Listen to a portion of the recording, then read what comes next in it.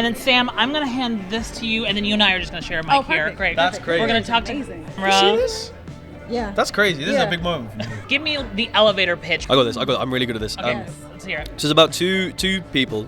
So Dougal, my character, goes to New York he's been invited to his estranged father's wedding, and being picked up by the airport by Robin.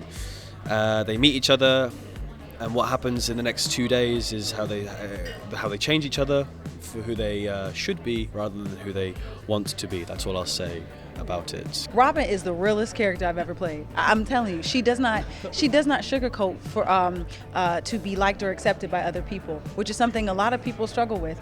Hello, Robin doesn't do that. So I love it, and New York is like very much a character in this show, and I love how she doesn't have time for that character until. Hello. So I think what we wanted was to make sort of sparks fly between these two polar opposite characters, one of whom is a kind of cynical native New Yorker who's seen it all, and the other is this like impossibly naive Englishman who's just spent all of his life dreaming about coming here. Tell me, when did this project come in front of you, and what about it and its creators where you were like, oh, I want to be a part of this? So it came to me in 2018, and the producer sent me a script which was a sort of act one, I guess, and a couple of songs. And I listened to New York, and I thought, whoa, this is a song for the ages. And then I honestly read only a few pages of the script before I called the producer and said, please don't show this to anyone else. I love it so much. I love the way you've blended, intentional or not, for me, it sounds like I'm getting a little bit of Brit, a little American, and then the mesh together. And I wonder just what your process when you were writing this music and creating the sound for the show, what your process was like. Well, we were very lucky enough to work with a pop producer called Lux Pyramid, who came on board for the Kiln Run, which was a regional sort of London theatre. He's an incredible pop producer.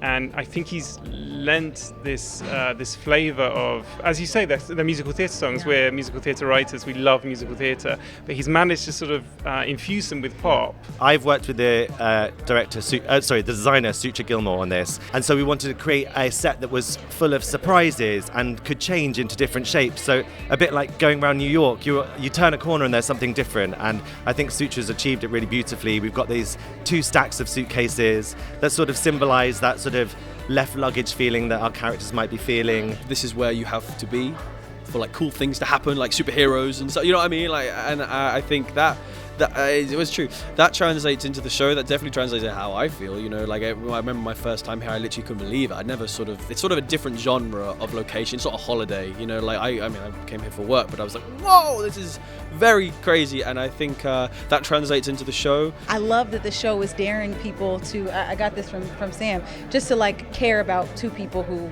are not extraordinary in any way, right? They're like these amazingly normal people who are experiencing very normal things. And I think right now we're experiencing things that have become our normal, but are not in any way, shape, or form. So it's really nice that like we're taking a chance on seeing how people figure out life, you know, as we know it, and try to maintain some sense of like peace and happiness. Yeah.